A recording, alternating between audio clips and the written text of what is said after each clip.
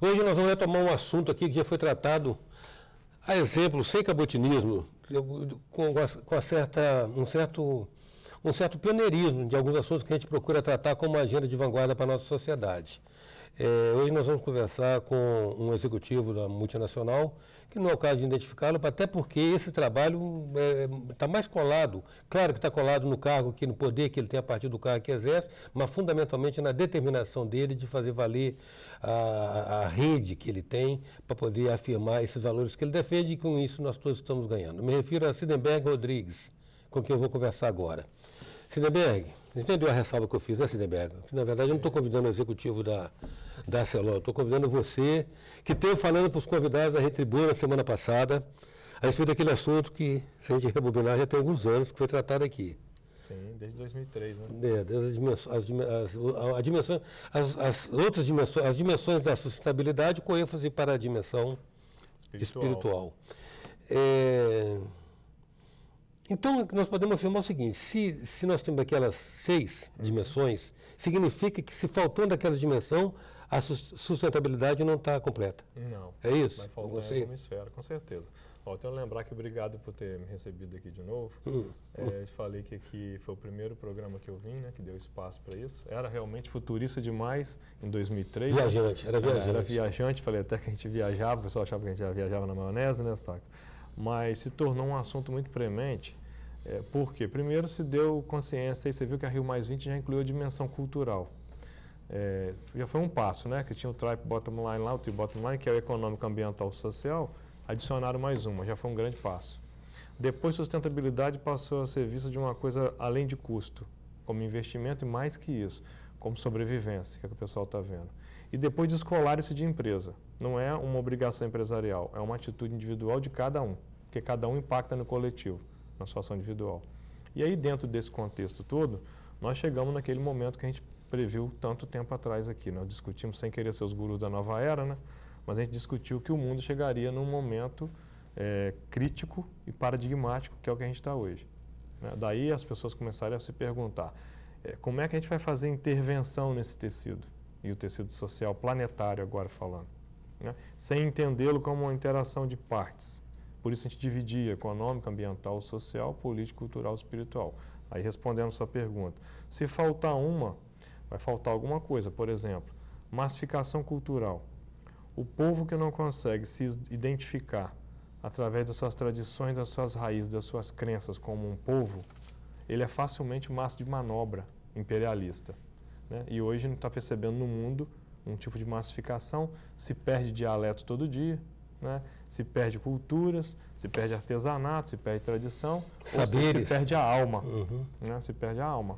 Então, dentro desse contexto, identificar o cultural separado do social é uma maneira de você saber que o cultural tem toda uma questão referencial.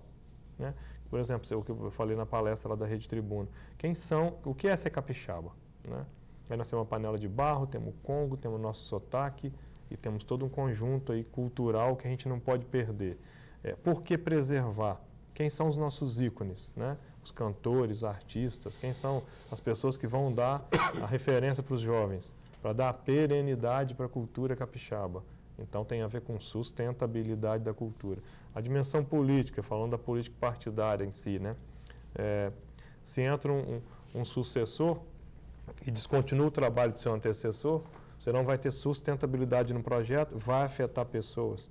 Se for um projeto de saneamento, vai afetar a dimensão ambiental e a social. Né? Se for um projeto de empregabilidade, vai afetar o econômico e também o social.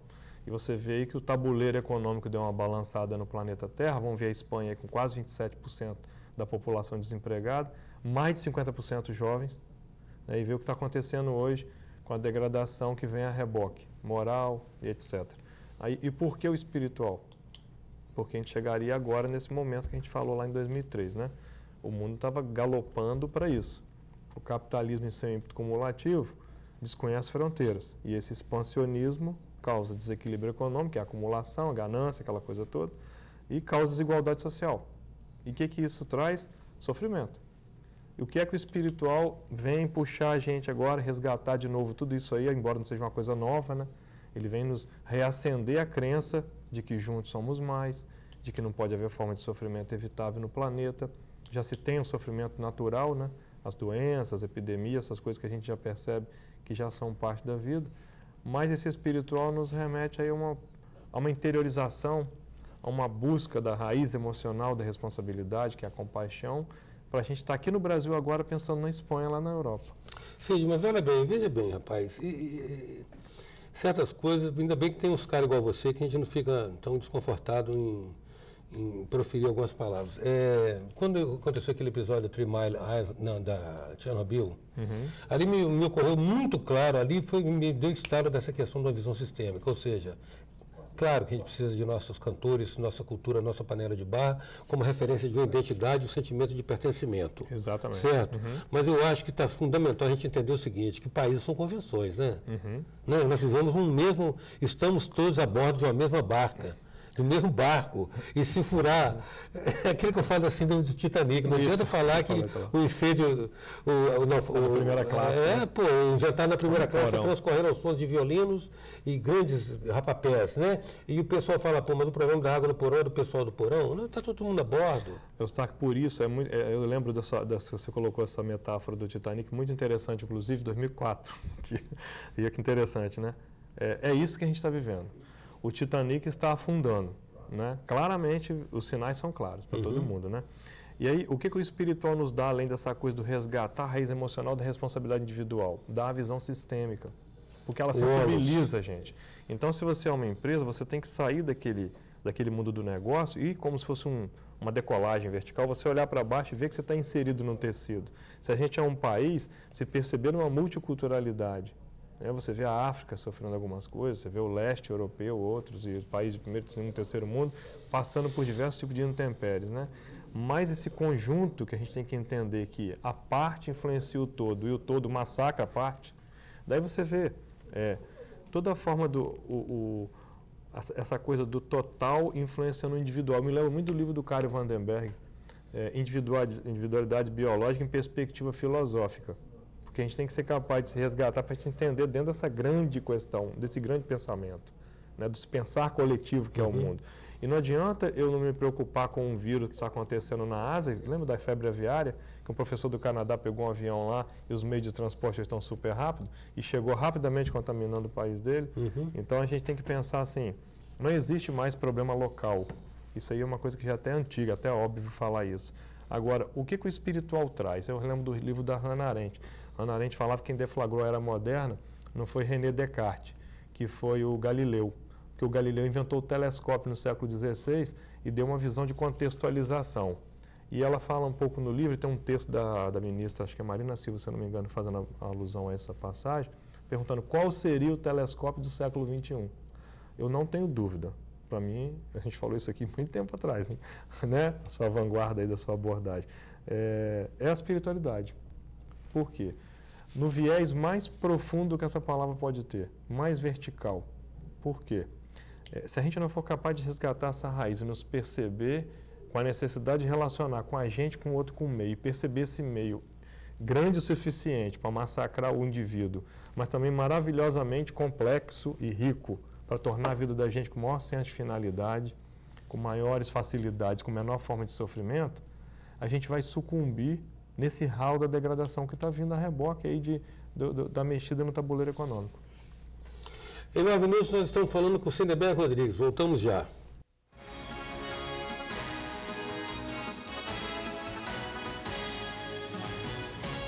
Voltamos com 9 minutos que traz hoje Cineberg Rodrigues. Cineberg,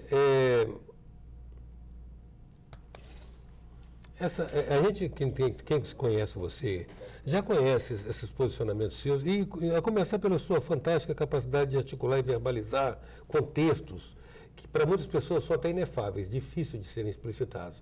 Agora eu te pergunto o seguinte, você está percebendo a apropriação dessa consciência? Você está percebendo que se ela está se baixando para o terreno do cotidiano, das pessoas, dos atores sociais? Você tem percebido isso? Eu tenho. Eu fiquei muito feliz, Eustáquio, com essa iniciativa da Rede Tribuna, de trazer esse tema à baila e convidar aquele público que estava nos assistindo lá. Por quê? Tem uma questão muito forte do empresariado abraçar a causa, embora a gente saiba que isso não é uma coisa de empresa, sustentabilidade é uma coisa do indivíduo, sim, mas o empresário, o poder econômico hoje não está com a igreja só, não está com o Estado só, está com as empresas em maior escala e elas são capazes de transformar. Então, acho importante por isso. Eu tenho percebido, quer ver, eu vou te dar um indicador claro. Eu dou, em média, 8 palestras no ano relacionadas com esse tema. Eu já dei 23. Esse ano? Esse ano de janeiro até agora? Esse ano de janeiro até agora. Até o meio do ano, agora que nós estamos. Eu nem estou conseguindo aceitar mais por causa da minha garganta. Mas eu falei em Florianópolis, Porto Alegre, São Paulo, Rio de Janeiro, Salvador, Vitória, ou seja, as grandes capitais. E aqui foi um público até pequeno, normalmente 1.000 pessoas no mínimo no auditório. Eu percebo que as pessoas estão ávidas por isso. E no exterior estão recusando, por causa de deslocamento e até questão de agenda, etc. Eu percebo que as pessoas estão precisando, como nunca, eu disse que sustentabilidade saltou de custo para investimento e depois para necessidade urgente. E uma coisa também que está interessante, Eustáquio, além das redes sociais, você percebeu que no lançamento do meu filme as redes sociais encheram um auditório de 1.200 pessoas. As redes sociais têm um poder forte. Eu gosto das redes sociais, a gente se relaciona por aí. Teia, né? Teia. O Caio Vandenberg falou uma coisa interessante, acho que foi no seu programa uma vez. Ele falou sobre a internet, que tinha um perigo de você planificar pensamentos. Sim, estrategizar. Mas tinha uma facilidade grande, que era você difundir e homogeneizar boas ideias para o coletivo. Ele até brincou, falou assim, que não sejam nazistas, lembra? Uhum. Então, eu acho interessante isso aí, esse é um ponto. O outro ponto, aí vão transcender um pouco mais o nosso assunto aqui do plano material, não é uma coisa comum, eu não estou nessa missão por acaso, falando esse troço. Eu não sou nem palestrante profissional e nem cobro pelas palestras que eu dou, né? Mas eu percebo que há uma coisa além de mim, acima de mim, muito maior do que eu, me inspirando para fazer isso e me colocando em contato com grandes universidades mundiais, com grandes eventos mundiais, com pessoas incríveis, com programas como os seus, o seu que nos abre esses espaços. E durante a fala no evento da Rede Tribuna, eu fiquei observando as pessoas enquanto eu falava, tanto que eu falei que o artista tem que ir onde o povo está, porque eu gosto muito da arte. Eu estava no meio das pessoas, eu não gosto de ficar em palco, até porque nós somos iguais, né? E eu senti uma energia ali, e eu sou movido como palestrante por essa energia.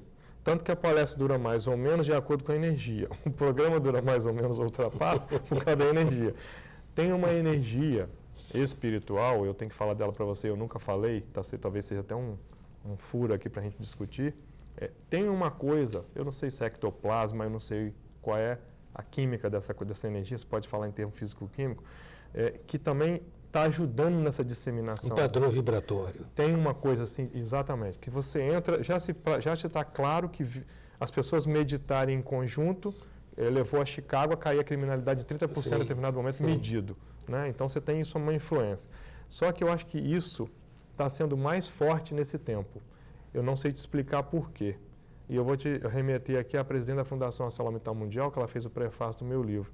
Ela falou assim, há uma revolução silenciosa acontecendo no universo, que está trazendo às pessoas uma nova consciência. Alguns a parto de fórceps, a outros suavemente, quem já entendeu a nova ordem. Ela chamou de nova ordem. E existem alguns elos do bem, que ela chama, né? Até ela diz, sem nenhum critério religioso, bem no sentido de ser bom para um coletivo, minimizar a forma de sofrimento. Então, por exemplo, uma prática de Serra, Educação em Valores Humanos, vai beneficiar o México, que já está beneficiando, foi transferida para lá, e vai para a África também. Então, você vê. E América também. Então, não é país de terceiro mundo, não, é país de qualquer lugar. Valores humanos são valores, né? Tem práticas de microcrédito feitas em Vitória, que já são reproduzidas há muito tempo fora. Aí a Unesco vem à Serra olhar uma coisa feita pela Secretaria de Educação de Serra, que é a Educação em Valores Humanos, que foi capaz de cair evasão escolar, cair violência escolar e subir performance escolar. Se você pegar essa prática, você vai ver que a Educação em Valores Humanos tem uma parte metodológica, tem uma parte fisiológica da respiração, mas tem algo mais. Porque transforma a vida dos pais dos alunos, dos professores, dos diretores, da comunidade. Então, isso tudo está fazendo com que a coisa ela precipite em ações. O que era conceito e pensamento está precipitando e derivando em ações, está se expressando em ações reais. Então, eu acredito muito que a sustentabilidade já saltou do status de conceito. Há muito tempo, na Rio Mais 20 ficou claro para a gente, e está trazendo input para as pessoas agirem, pragmaticamente... E latejando como inconsciente coletivo. Como exatamente, por esse caminho. Filho, sempre bom falar com você. Grato pela sua presença. Espero que você seja mais localizável nesse resto de 2012, por causa das suas viagens. É realmente uma alegria falar com você. É uma alegria também que a gente tem a oportunidade de, através dos 9 minutos, oferecer um espaço um pouquinho maior do que convencionalmente a mídia pode te oferecer. Muito grato pela sua presença, de coração. Muito obrigado a você por mais esse espaço. Também agradeço a tribuna, né, porque o primeiro jornal onde eu falei impresso a nossa parte 6 dimensões e primeiro evento também que a gente faz maior aqui em Vitória, né, para voltado para esse público. Obrigado. Em 9 minutos, a presença de Cineberg Rodrigues. Até já.